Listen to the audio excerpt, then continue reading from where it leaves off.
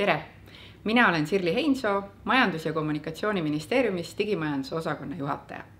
Ma kutsun teid 26. novembril Noblessnerisse reaalaja majanduse konverentsile, kus me arutame, kuidas andmed, koostöö ja digilahendused viivad meid ühiste eesmärkideni, tulemusteni reaalajas. See on juba 5. juubeliaasta konverents. Kohale tulevad ettevõtjad, arendajad, tarkvarapakkujad, teenusepakkujad ja avaliku sektori esindajad, et näidata, kuidas juba täna on olemas mitmeid erinevaid lahendusi, kuidas käsitööd vähendada ja väärtust luua andmete abil. Kui sind huvitab, kuhu liigub Eesti digitaalne ettevõtluskeskkond ja sa tahaksid olla selles ka eesliinil, siis tule kindlasti kohale 26. novembril Noblessneris reaalaja majanduse konverentsile.